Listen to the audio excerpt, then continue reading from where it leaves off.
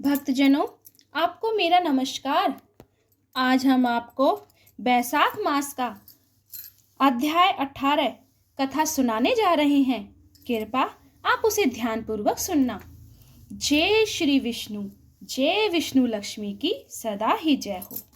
बैसाख महीने का महत्व, अध्याय 18, जो इस प्रकार से है। व्याध ने कहा कि हे मुनि, आपने मुझ अधम पर वास्तव में बड़ी कृपा की है। अब आप दया करके मुझे ऐसा उपदेश करें जिसे मेरी दुष्ट बुद्धि का नाश हो।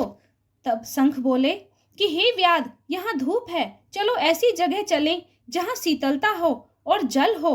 तब वह व्याध मुनि को समीप ही एक सरोवर के किनारे ले गया। उस सरोवर में बगुला, राजहंस आदि जल जीव क्रीड़ा कर रहे थे तथा कुमुदी आदि पुष्प शोभायान थे। किनारे पर अनेक प्रकार के वृक्ष थे। वहां शंख मुनि ने स्नान किया। फिर जब वे जल पीकर स्वस्थ हुए तो एक छायादार वृक्ष के नीचे बैठकर व्यास से इस प्रकार कहने लगे कि हे व्याध, बैसाख धर्म सब धर्मों से श्रेष्ठ है। यह महान फल देने वाला है। अब तू पहले अपने पिछले जन्म का वृत्तांत श्रवण कर। पिछले जन्म में तू साकल नगर में रहने वाला एक वेद पाठी ब्राह्मण था। तूने श्रीवत्स गोत्र में जन्म धारण लिया था और तेरा नाम सतंब था। वहां तेरा संबंध एक वैश्य से हो गया तथा उस दुराचारिणी की संगति के कारण तू शूद्रों के समान कर्म करने लगा और धर्म से विमुख हो गया। परंतु तेरी भार्या ब्राह्मणी परम रूपवती और पतिव्रता थी। वह धर्म का पालन करने हेतु और उस वैश्य की सेवा भी करती थी। वह तुम दोनों की आज्ञा का पालन करने में लगी रहती थी। संजोग से एक दिन तूने भैंस का दूध पिया और मूली सेवन करने के बाद तिल भी खाए। इस कारण तुझे दारुण भगंदर रोग हो गया, जिससे तू महान कष्ट पाने लगा। इस रोग के कारण तेरा धन भी शीघ्र ही नष्ट हो गया।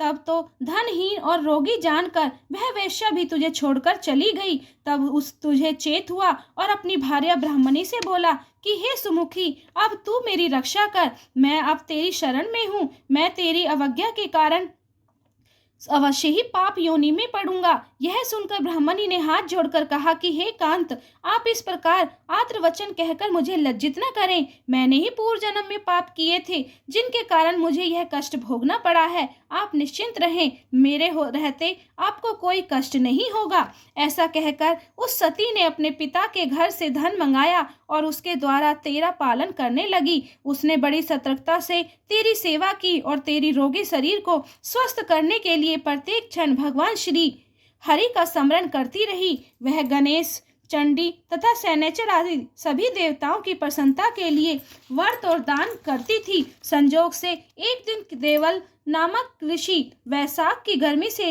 विकल होकर तेरे घर आए। उस पुण्यशिला ने मुनि की सेवा की, उनका चरणामृत तेरे ऊपर छिड़का और मुनि को शीतल जल पिलाकर शांत किया। तदुपरांत वे मुनि राज आशीर्वाद देते हुए चले गए। इस घटना के कुछ दिन बाद तुझे सत्रीपात हुआ। एक समय औषधि पिलाते समय तूने अपनी भार्या की उंगली काट ली। तू हर समय उस वैश्य का ही ध्यान करता रहता था और उसी स्थिति में तेरी मृत्यु भी हो गई। तब उस सती नारी ने अपना कलंक बेचकर तेरी चिता सजाई और तेरे शव के साथ ही वह स्वयं भी सती हो गई। अपने पुण्यों के प्रभाव से तेरी भार्या तो भगवान विष्णु के धाम को चली गई, परंतु अंत समय तक वैश्या की प्रीति के कारण तुझे इस जन्म में व्याध योनि प्राप्त हुई है। तुझे हिंसा प्यारी है। तेरा चित्त भी सदा ही उद्वेग के वशीभूत रहता है। परंतु चूंकि तेरी भार्या ने देवल ऋषि का चरणोदक तेरे शरीर पर छिड़का था और तेरी आज्ञा लेकर ही उनको शीतल जल पीने के लिए दिया था, अतः उसके पुण्य से ही तेरी बुद्धि में धर्म के प्रति यह आस्था उत्पन्न हो सकी है तथा उत्तम बुद्धि के कारण ही तूने सुखों के हेतु धर्म को पूछा है। हे व्याध, मैंने तेरे पूर्व जन्म का सभी वृत्तांत बता दिया है। अब तू जो और पूछना चाहे सो पूछ ले। तेरा मन भी अब शुद्ध हो गया है। तेरा कल्याण हो। भक्तजनों, यह कथा यहीं पर ही संपन्न होती है। भक्तजनों, आपको यह कथा कैसी लगी? अगर अच्छी लगी हो तो लाइक, शेयर, कमेंट और सब्सक्राइब करना और प्रेम से बोलना जय श्री विष्णु लक्ष्मी, जय श्री विष्णु हरि की सदा ही जय हो। आरती। मैं आरती तेरी गाऊं ओ केशव कुंज बिहारी। मैं नित नित शीस नवाऊं ओ मोहन मुरली वाले। मैं आरती तेरी गाऊं ओ केशव कुंज बिहारी। मैं नित नित शीस नवाऊं ओ मोहन मुरली वाले। है तेरी छवि अनोखी ऐसी ना दूजी देखी। है तेरी छवि अनोखी ऐसी ना दूजी देखी। तुम सा ना सुंदर कोई ओ मोर मुकुटधारी। तुम सा ना सुंदर कोई ओ मोर मुकुटधारी। मैं आरती तेरी गाऊं ओ केशव कुंज बिहारी। मैं आरती तेरी गाऊं ओ केशव कुंज बिहारी।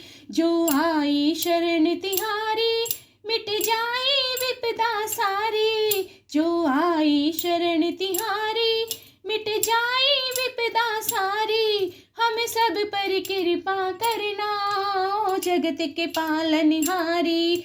हम सब पर कृपा करना ओ जगत के पालनहारी।